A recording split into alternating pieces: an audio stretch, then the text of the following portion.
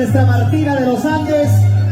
¿Quiénes han venido por Martina de los Andes? Levante la mano en sus 26 años de nuestra Riquichichichima.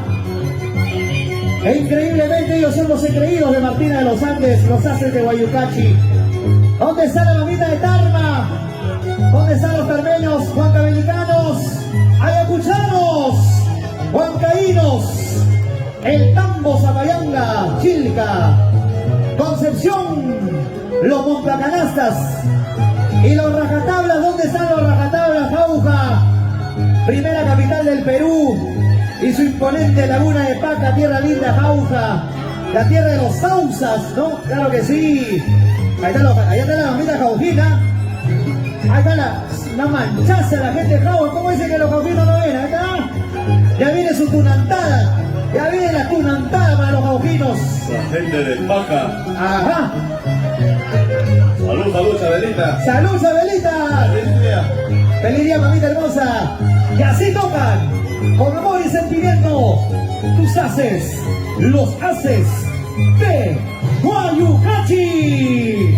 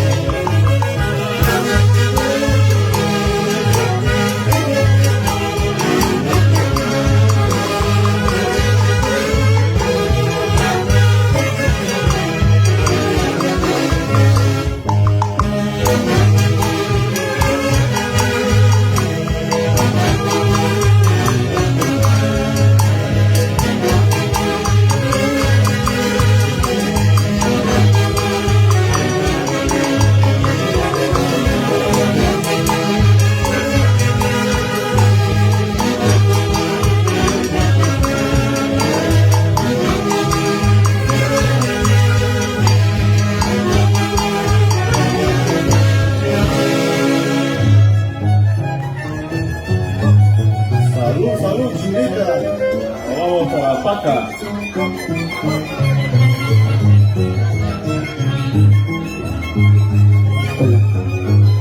Ahí está, por supuesto, internacionales, hace de Guayucachi para todas las mamitas que hoy están celebrando su día. Arriba la gente hermosa de Castilla Paca.